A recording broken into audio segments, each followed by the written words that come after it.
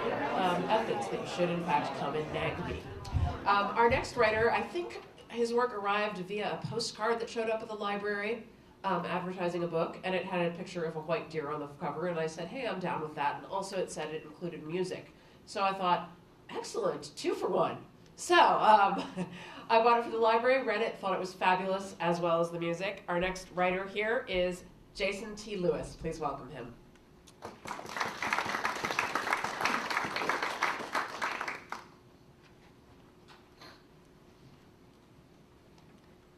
Thanks, Laura. Thanks, everybody, for being here, and thanks to the Coralville Library. So, my name is Jason T. Lewis. I don't usually use the T except to differentiate myself from right-wing radio talk show hosts and actors that are much better looking than I am. So, I came out to Iowa City in 2005 to go to the writer's workshop, and I had 50 pages of this book that was what got me into the program. None of those 50 pages are actually still in the book. So I'm the director of the Writing Humanities program here at the Carver College of Medicine. I also write some for the Press Citizen. For the past 3 years, I've written a Christmas story that's been published on Christmas Day for the Press Citizen. Some of you may have read that. I write a lot on education for the Press Citizen and opinion editorials, and I did run for school board. I was not elected. Sometimes I think that's a blessing. But I'm sure I'll do it again. Anyway, so a little bit about the book. As Laura mentioned, there's music that goes with this. I'm a singer-songwriter, recovering. And I spent 10 years living in New York City, where I did that in various levels of success. My band put out a couple of records, and I did some touring, and ultimately I came to a point in my life where my wife and I left New York and we went back to my home state of West Virginia. My father was ill and passed away. And when I started writing this book, that was a new event. And my relationship with my father was a challenging one, for sure. My relationship with West Virginia was a challenging one, for sure. My relationship with who I was at the time was challenging. And so when they say that writing is in some way therapeutic, perhaps that's what a lot of this is. I read it now and I recognize a lot of me trying to figure out who I was, even though it's fiction, although my mother does not think it is. She didn't speak to me for 2 years. I'm not kidding. So I'm just going to read a couple of short pieces from here. One's the prologue of the book, and then one toward the end. I realized when I first started reading from this book in public that although I never thought that I swore on the page, that is not the case. So in the interest of the television audience and the young people in the room, I will refrain from some of those passages. So this is the prologue from the book. The hum of the amp. Feel it through the floor, hollow plywood stage, boots sticking to beer tacky carpet, once green or gray, now dark sea of stain. Loop the strap overhead, the weight of hard wood tethering you to the stage, but you are ready to fly, fingers tingling, heart pounding, alive. This is what it is to be alive. Feel the strings, tripwires, plectrum, vibration, wood and steel, magnetic coils, electricity, amplifier, speak, sound explosion, alchemy. An open mouth on a puckered wound, sucking the poison out. The vessel will carry the voice. Wait, mouth closed. Feel the words tickling the throat, the pressure building inside like a heart attack must feel, but beautiful, coveted, death explosion. Then rebirth. You are the shell that protects the voice, cocoon to chrysalis, vessel to ancient incantation. The voice has always been, the vessel had to be molded from flesh clay. 3 years old, the voice took over, powerful. So much power. How could anything that harnessed that power ever be struck down? The more you used it, the more powerful the voice became. until there was nothing of the vessel. You were the voice. It consumed you. It consumed everything you set in its way. There were lies you invented yourself, and the voice said them back to you. Echolalia. Feel the hum. The voice bubbling up. Feet on plywood, gently buoyant under your weight. The plectrum cold, soon to be warmed by friction. Don't strum too hard. Let the tool do the work. Pluck the cord like the strap of a thin chemise slipping from a shoulder. The first ascent and the first loss. So this next section, as I said, the book is set in West Virginia. West Virginia is almost a character in this book. It's a place that, even though you try to leave, you never actually leave.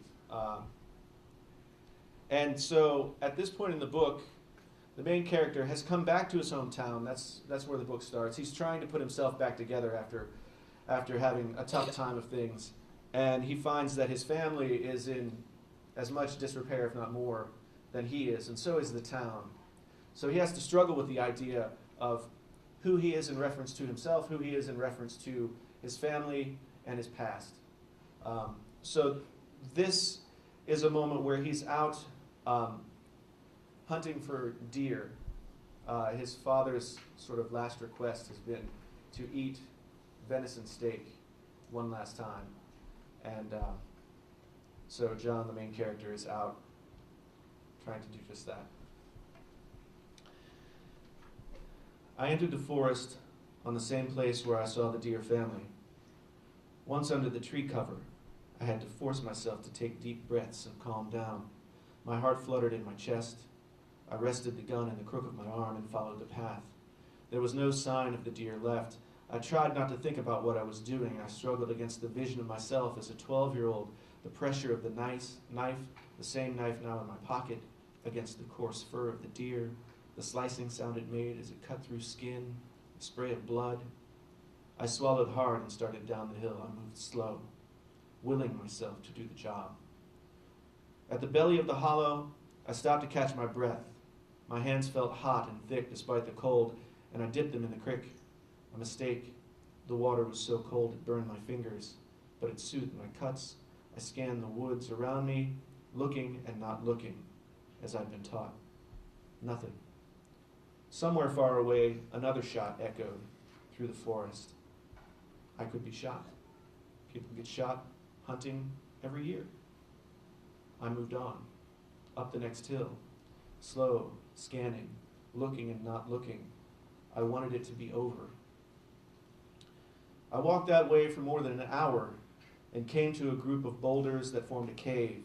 I sat in the mouth of the cave and let the gun rest across my lap. I knew at that moment I couldn't shoot a deer. A buck could walk right up to me and put its head on the barrel of the rifle, and I couldn't pull the trigger. It wasn't in me. But I had to try. I stood up and walked further up the hill. Past the place where I'd been the day before, toward the clearing above. It was an unknown place. Maybe unknown things could happen there. The field opened out and rose to a knob of rock a half mile from where I broke through the thicket. I walked through the dead knee-high thistle to this highest point. All around me the mountains rose, and I couldn't see where they ended. They climbed to the sky, and I thought if I were to keep going, I could walk into heaven. I stood there for a long time, rifle dangling loose from my right hand, head tilted back, turning, eyes open, living in the white sky. When I brought my face down again, there was a white buck standing 50 yards away, just outside the tree line. I looked at its rack and tried to count the points, 12, maybe more. It was too far away to tell. I thought I could see the mark of a wound on its hind quarter. It stood there for a second, the most beautiful animal I'd ever seen, stark against the green on the virgin hemlock behind it. I had to try and take the shot. I lifted the rifle, sure the deer would spook and be gone. Rifle to my shoulder, I held it tight and sighted down the barrel, as though I'd done this yesterday and not 20 years before. I thumbed the safety off, drew in a slow, deep breath, and held it. My finger caressed the trigger, just barely. I won't shoot, I said to myself. Dad in the camper, dying, maybe dead. The organs of that long-ago deer warming my hands, the knife, the smell of blood and moss. I squeezed. The shot rang against the hill. The white deer leapt high and disappeared into the hemlock. I stared at the gun. I had done it. I wasn't going to shoot, but I did shoot. I laid the rifle on the ground and walked to the place where the deer had been. The sky above. The world was unknown. I dropped to my knees and felt around in the brush, checking my hands for blood.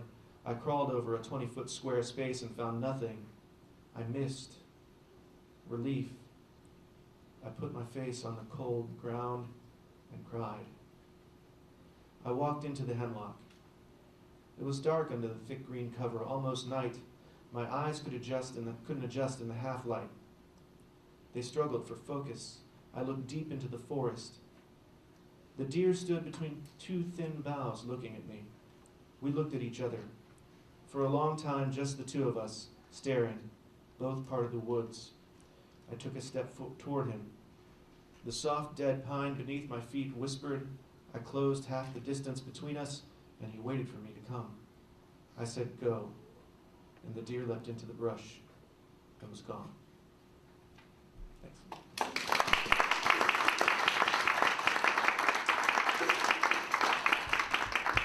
For those of you standing at the back, we do have a few more seats up front here and over here if you'd like to come up and take a seat. I'd like to take just a moment here to thank the other person without whom this event couldn't have happened. My volunteer, Kate Perkins-Armand, over there, did all of the scut work for this, such as I'd give her a list of all the people categorized as Iowa author in the library catalog and say, could you please go out and make sure that we have all these books, and then could you sort them into who they were published by, and could you look up this other information for me? And she did this all without pay and without complaint, and it really this event wouldn't have been possible without her. Please give her a hand.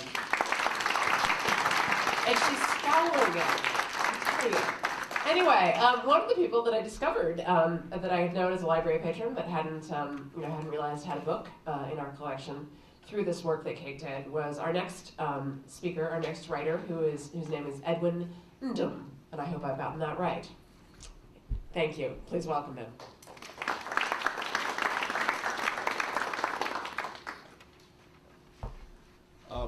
I like to begin by thanking Laura, and I must say that I feel so privileged to be in front of these eminent people and the audience. I'm really, really happy to be here. This book started off by me thinking of my little daughter, Janelle. So I know one day she'll grow up to be a teenager, so I'm thinking when she grows up, given what I see teenagers do and what I did to my parents, when she grows up, what will I want to say to her? So that's how I started compiling one or two words that I hope is going to add one thing to the discussions that you usually have with your teenagers. Now, it's not for teenagers alone. This book is for everybody. It's for me too. Like at the end of it, I write something like I can use some of the advice I give others. So it's a combination of little quips that at the end of it, I give some explanation on what I was thinking about. I'm going to read a bunch of them here. I mean, some of them are funny, some of them are really candid, and they are from all walks of life, politics, religion, and a host of other things. But before I start off, how many of us have teenagers? I don't have one, but I hope to have one. So, how many of us are teenagers? And how many of us hope to have teenagers in future? Good. So, I hope you will find something useful. Again, this is just something I'm trying to add to the discussions that you're going to have with your teenager or your children. So I'm going to read some statements out of the book. It's a non-fictional book. Most of the things we've heard here can be classified as fiction, and I so much enjoy them. I so much want to write like a good, like all of you. But I hope someday I'll be able to do that.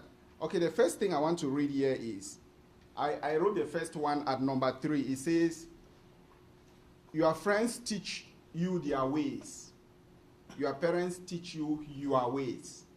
So, you know, if you have been a teenager, and I hope all of us at one point we were teenagers, you know how when you get to that point in life, your friends sometimes are more important than your parents. So what I'm trying to say here is, I know you have friends.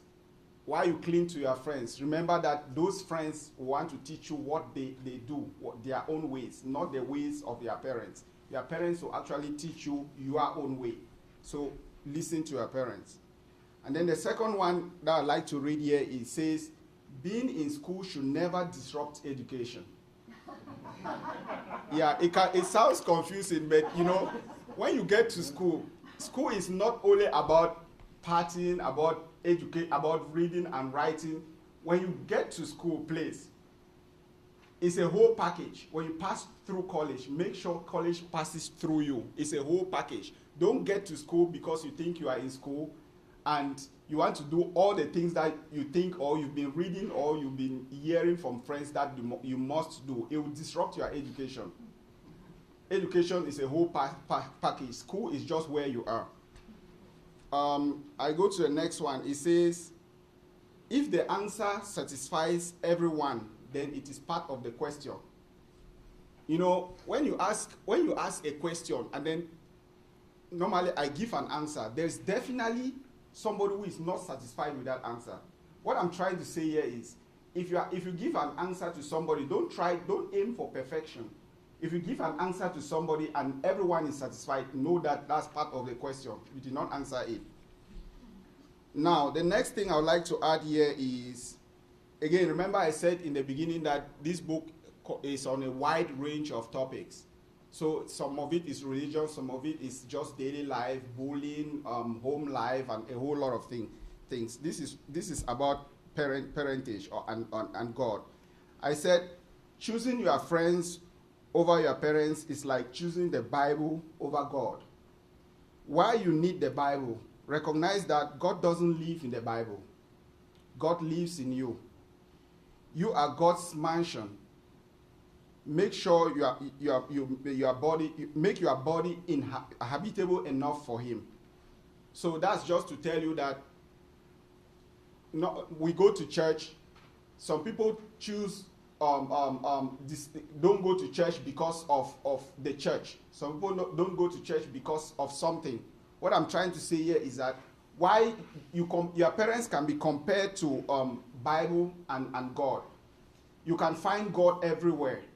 Of course, the Bible is a way to God, but you can find God everywhere, just like your parents are more important than your friends. And then the next thing I like to add here is, there are a whole lot of them, but I would like to... Okay, the one I say here is about taking your chances. Say, take a chance on your most trusted friend, and that is you. Don't depend on others. Don't look at, again, I'm talking to my daughter, although it appears she's not listening. Don't depend on others. Don't make your feelings or your action exterior on you. Don't put the locus of your happiness outside you. Make sure you are the most trusted friend. Take a chance on yourself. You make a mistake, it happens, it's about you. If you hit this, like they say, shoot for the stars. If you miss it, you will surely land in space. So take a chance on yourself. And then the next one I would like to read here is, it says, life is dynamic. You know, as teenagers, we always want to do what is cool. And you know for sure what is cool today may not be what is cool tomorrow. So what I write here is, life is dynamic. Tomorrow, you will be uncool for the same reasons you are cool today. Yeah, so let me just keep, since I have a few more to read. And then, again, they say teenagers have, the frontal lobe is not completely formed. That's why as a teenager, you don't think of the consequences of your actions. But what I write here is, acting before thinking is the worst kind of mental mistakes. of a mental mistake. So before you do something, just take a moment and pause. What is this leading me to? What's the consequence? And then again, on teenage hoe, I say, show me the man who did not do something irrational or stupid during their teenage years, and I will show you Jesus the Christ. So that's the only person that probably, the Bible doesn't tell us what happened to Jesus between the age of 12 and 33. Maybe that confirms the statement.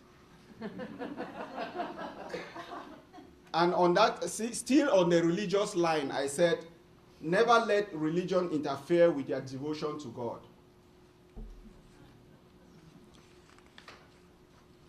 I know Laura is timing me here, but I'll try to be on point, you know. The next one at number 106, I said, you may not make a life between 13 and 19. You may not make a life, but you can surely destroy it. So beware of your actions, because whatever you do, unless you are like this guy is Zuckerberg, who discovered Facebook. Whatever you do, you may not make a life, and if you happen to make a life between that age bracket, then you are surely in the likes of Justin Bieber. But you can always destroy it. One thing you do can follow you through life. And then I go to the next point. I said,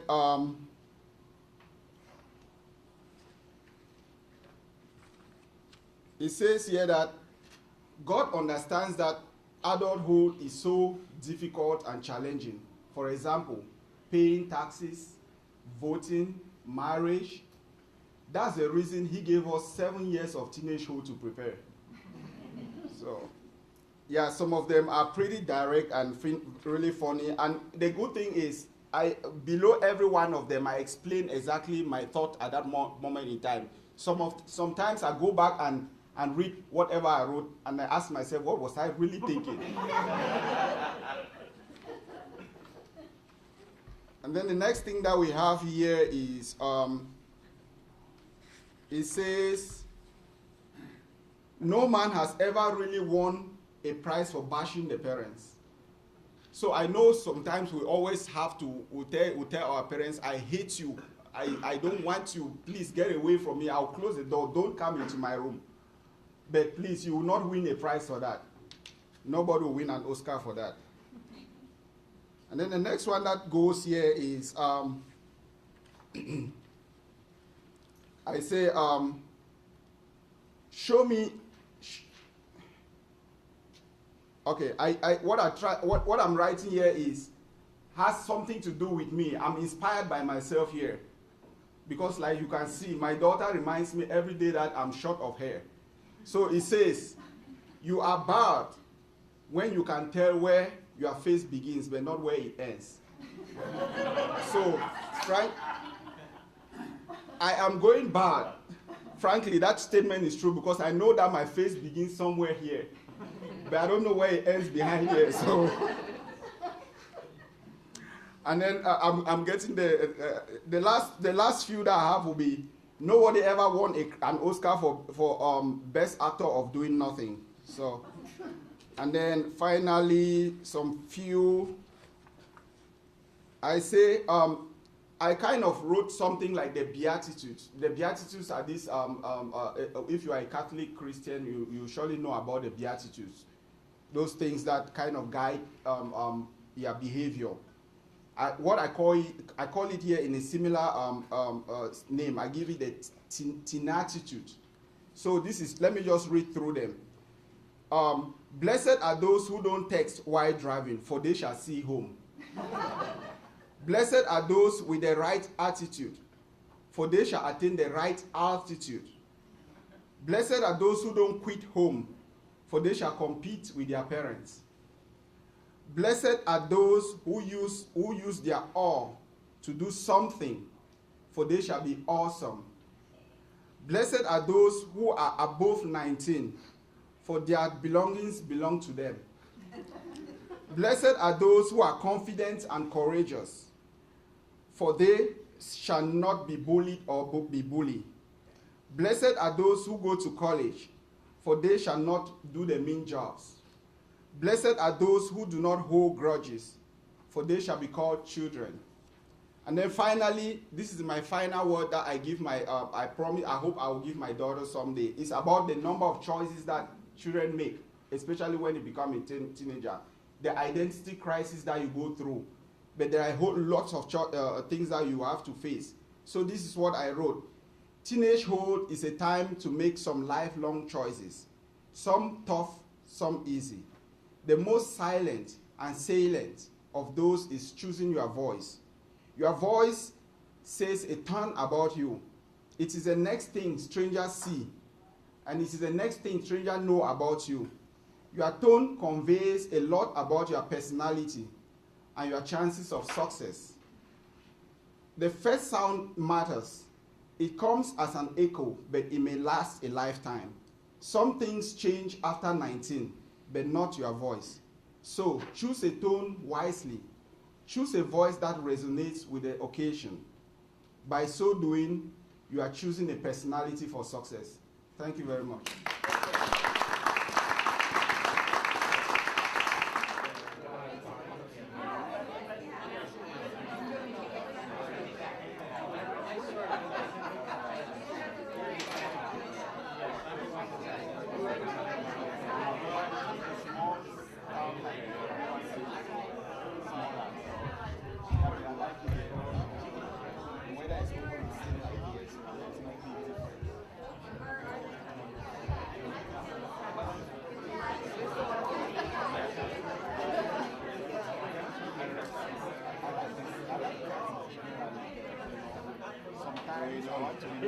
All right. That was a great reading.